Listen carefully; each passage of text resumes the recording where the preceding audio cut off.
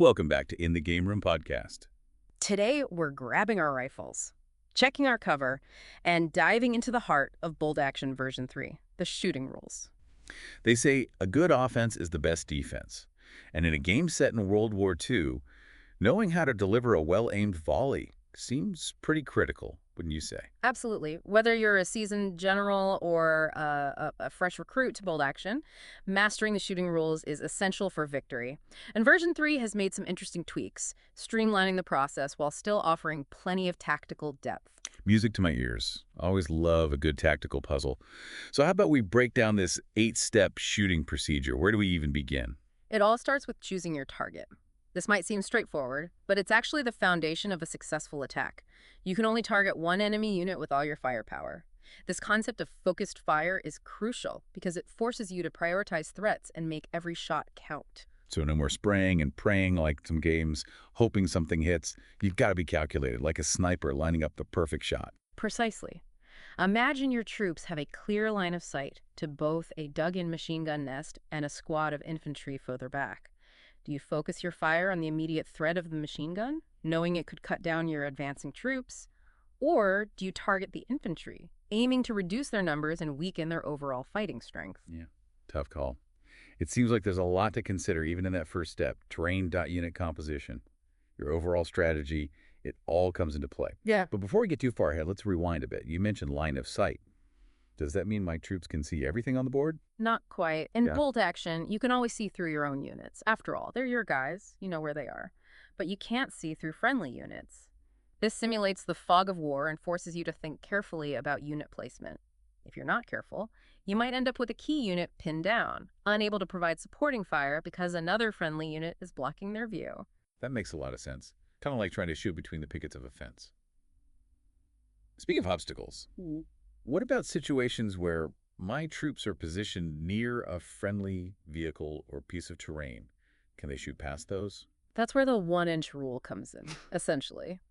You can't draw a line of sight if it passes within 1 inch of a friendly model from a different unit. So if you've got a squad of infantry huddled behind a friendly tank, they might not be able to shoot past it unless their target is more than 1 inch away from the tank's hull. So it's like the tank is providing cover, but it also restricts their field of fire.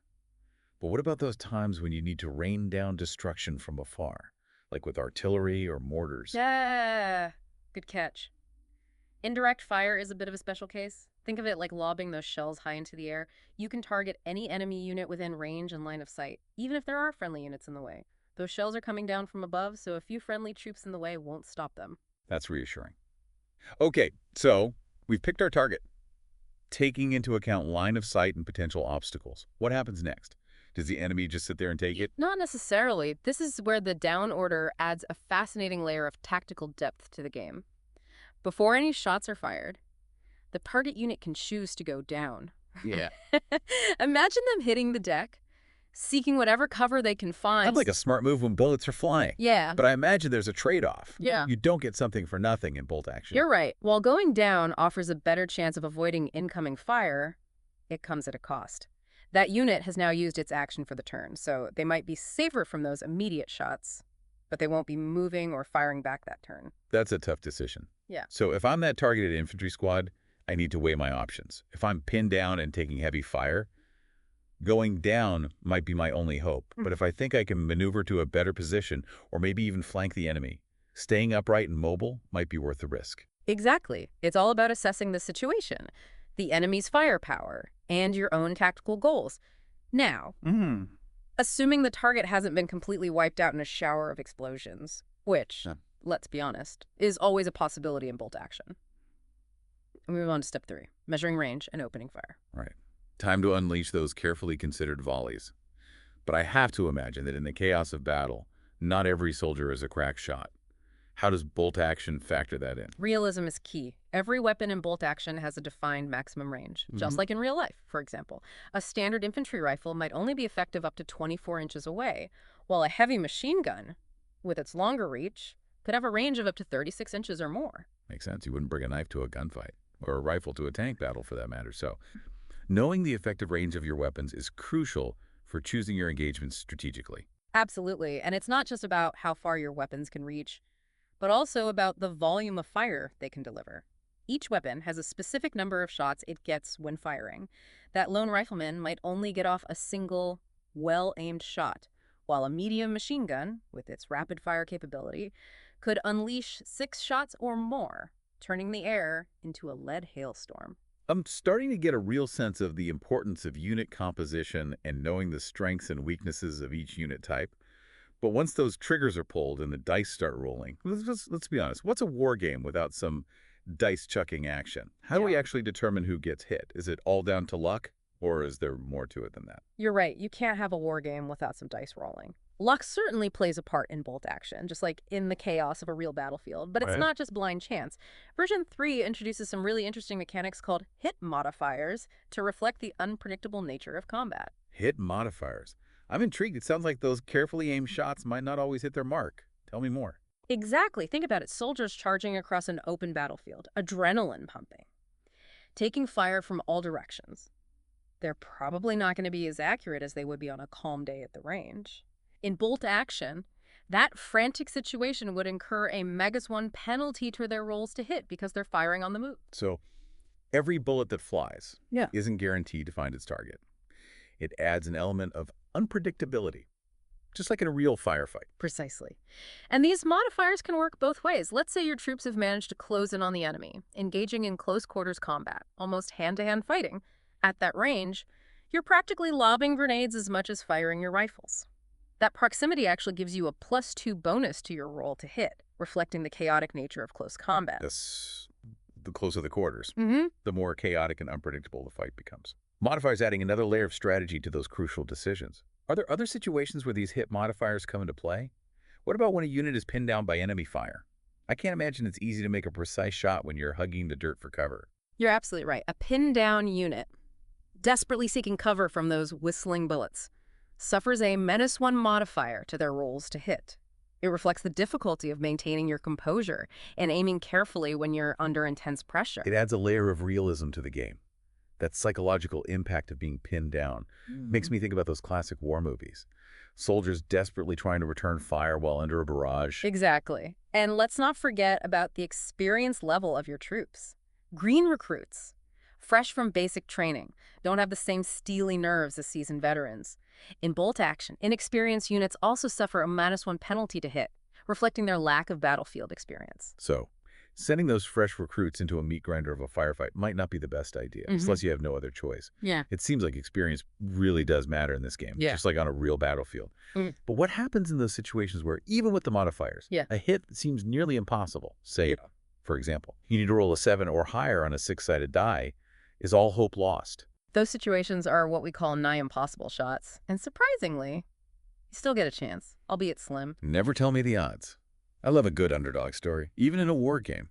How does that work? It's simple, yet brilliant. You still roll 1 die per shot as normal. But here's the twist.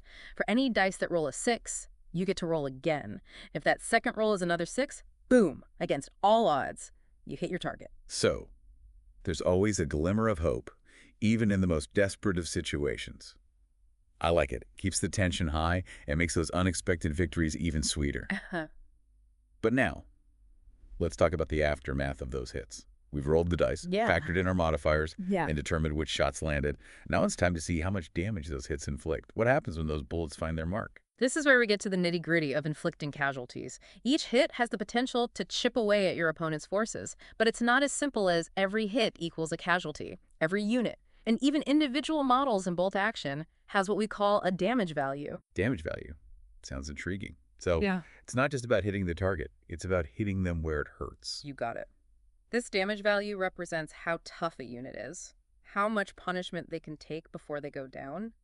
To determine if a hit actually inflicts damage, you roll those hit dice again, this time aiming for a specific result based on the target's damage value. So, tougher targets, Yeah. like heavily armored units, Yeah. would require higher rolls to inflict damage. Right. While a single, well-placed shot might take down an infantryman, it's going to take a lot more firepower to pierce the armor of a tank. Exactly. Let's imagine you're targeting a unit of regular infantry, a fairly standard target in bolt action. They typically have a damage value of 4 plus spell, meaning you need to roll a 4 or higher on your damage roll to inflict a casualty. But if you're up against a veteran squad, who've seen their fair share of battles and are equipped with better gear, their damage value might be a 5 plus or even higher, making them much harder to kill. So, experience and equipment play a role not only in hitting the target, but also in surviving those hits. It adds another layer of strategic depth to the game. Do you go after those easier-to-kill targets first, hoping to thin the enemy's ranks quickly? Or do you focus your firepower on the tougher units, knowing they pose a greater threat in the long run? Those are the kinds of tactical dilemmas that make bolt actions so compelling. It's all about assessing the situation, weighing the risks and rewards, and making the decisions that will ultimately lead you to victory. And speaking of tactical considerations, there's one more crucial element we need to discuss: cover saves. Cover saves. It sounds like even if eye shot gets through and inflicts damage, all hope isn't lost for the target. Tell me more. Okay, so we've covered a lot of ground here, from picking our targets and factoring in those nail-biting hit modifiers to rolling for damage and considering the experience level of our troops. But as they say, all's fair in love and war games. And sometimes those dice rolls just don't go your way. That's where cover comes in. Right? Even if a shot hits and inflicts damage, a well-positioned unit might still be able to weather the storm. You're absolutely right. Cover is an essential aspect of bolt action, just like it is on a real battlefield, terrain, buildings, even the bodies of fallen comrades. These can all provide a much-needed shield against enemy fire, increasing your troops' chances of survival. So, how does this cover save system actually work in the game? Let's say I've got a unit hunkered down behind a sturdy stone wall, and they take a few hits. Do they automatically shrug off those hits just because they're in cover? Not quite automatically, but that cover definitely improves their odds. In bolt action, different types of cover provide varying levels of protection. We broadly categorize cover as either soft or hard. Soft cover might be something like a hedge, a patch of dense woods, or even a thin wall. Anything that might obscure your troops or make them slightly harder to hit but doesn't offer a ton of protection against direct fire. So, soft cover is like finding a bit of shade under a tree during a light drizzle. It might offer some concealment, but you're still going to get wet if the downpour really starts. Yeah. What about hard cover? That sounds a bit more promising. Hard cover is the real deal. We're talking about things like thick stone walls, the rubble of destroyed buildings, concrete bunkers, anything that offers substantial protection from incoming fire. Think of those iconic images from World War II. Soldiers seeking shelter in bomb craters, behind the thick walls of a bombed-out church. Those kinds of situations. Makes sense. So, positioning your troops behind hard cover is obviously a good strategy in bolt action. But we also talked about the down order earlier, where a unit can choose to hug the ground for a better chance of avoiding hits. Does that down order provide any benefit when it comes to cover saves? It absolutely does. It's all about making yourself as small and difficult a target as possible. If a unit is already in cover and they go down, they get an even greater bonus to their cover save, representing their reduced profile and increased protection. Yeah. Okay, it's like they're getting double the benefit, the protection of the cover itself, plus the bonus of being low to the ground. But how do we actually determine if a unit is considered in cover during the game? That seems like it could lead to some debate around the table. You're right. It can get a little tricky, especially when you're dealing with complex terrain layouts. But bolt action has a pretty clear-cut system for determining cover. It all comes down to line of sight and percentages. Okay, walk me through it. How do we keep those dice rolling and avoid any tabletop disputes about whether that pile of rubble is providing enough cover? Essentially, if at least 50% of the shooting unit has a clear line of sight to at least 50% of the target unit, then that target is considered to be out in the open. No cover save for them. So, Even if a few models are obscured by a wall or some trees, if the majority of the unit is visible, they're still vulnerable to those incoming shots. exactly.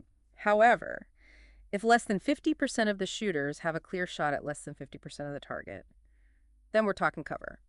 And the type of cover, hard or soft, determines how strong that cover save will be. That makes a lot of sense. But what about those situations where it's a really close call? Like Okay. maybe 49% of the unit is visible. Or there's a question about whether a particular piece of terrain provides soft or hard cover. How do you handle those judgment calls? Those are the moments when a little bit of common sense and good sportsmanship comes into play. If it's too difficult to judge with absolute certainty, a good rule of thumb is to err on the side of giving the target cover, but maybe reduce their cover saved by one. It's always better to keep the game moving and avoid getting bogged down in lengthy arguments about line of sight. Solid advice. I'd much rather be strategizing my next move than squinting at the table, trying to determine if that tiny bush is providing enough cover for my sniper. Speaking of which, We've talked about cover saves and how they can mitigate the damage from successful hits, but eventually, Yeah. those hits are going to take their toll. Let's talk about casualties. How does bolt action handle that grim reality of war? It's the part of the game that no commander wants to face, but it's an unavoidable aspect of warfare, even in miniature form. In bolt action, casualties are calculated based on the unsaved damage points inflicted on a unit. Unsaved damage points, meaning those hits that weren't negated by a successful cover save. Precisely. Each unsaved damage point results in the removal of one model from the target unit. So if a unit suffers 3 unsaved damage points, 3 of their models are removed from the board, representing casualties. Simple, but effective. And I imagine there are strategic considerations even in defeat. For example, if my opponent manages to inflict multiple casualties on one of my units, do they get to choose which models are removed? They do, and that's where a bit of tactical thinking comes into play. Even when you're on the receiving end of an attack, you'll want to prioritize keeping your most valuable units alive for as long as possible, sacrificing those less essential models if necessary, forcing you to think not only about your attacks, but also about how to best preserve your forces when under fire. But it's not just the physical toll of battle that we need to consider. There's also the psychological impact, losing comrades, facing overwhelming odds, being pinned down under a hail of gunfire. It all takes a toll on the morale of even the bravest soldiers. Absolutely. It's one thing to lose a few troops, but if a unit's morale breaks completely, that could be devastating to their overall fighting effectiveness. Precisely. And Bolt Action simulates this with its morale system, which is directly tied to the casualties a unit suffers. If a unit loses half or more of its models from shooting by a single enemy unit in a single turn, they have to take a morale check. A test of their courage under fire. It sounds intense. How does that morale check actually work? Think of it like an immediate order test. The unit rolls a die and adds or subtracts modifiers based on their troop quality, whether they're pinned down, and other factors that might be affecting their state of mind at that moment. So, a unit of veteran soldiers, known for their discipline and experience, would have a better chance of passing a morale check than a group of green recruits who are new to the horrors of battle. Exactly. Experience matters, especially when the bullets are flying and your comrades are falling around you. If a unit passes the morale check, they manage to hold their nerve, steeling themselves for the fight ahead. They might be battered, but they're not broken. However, if they fail, well, let's just say that panic can be contagious on the battlefield. And a unit that's lost its nerve is as good as defeated, even if they haven't been completely wiped out. Exactly. A failed morale check usually means the unit is removed from play, considered too shattered and disorganized to continue fighting effectively. It adds a whole other layer of strategy to the game, forcing players to consider not only the physical damage they can inflict, but also the psychological impact of their actions. It's a fascinating aspect of bolt action that I think really sets it apart from other war games. It's not just about moving troops and rolling dice, it's about understanding the nuances of battlefield tactics, the importance of morale, and the strategic decisions that can make the difference between victory and defeat. I couldn't have said it better myself. It's what makes Bolt Action such a rewarding and immersive game, both for experienced wargamers and newcomers alike. Well said. I think we've covered just about everything there is to know about the shooting rules in Bolt Action version 3. It's been an enlightening deep dive, to say the least. For our listeners at home, be sure to join us for our next episode where we'll be exploring another fascinating aspect of Bolt Action version 3. Until then, happy gaming, and may your shots always find their mark.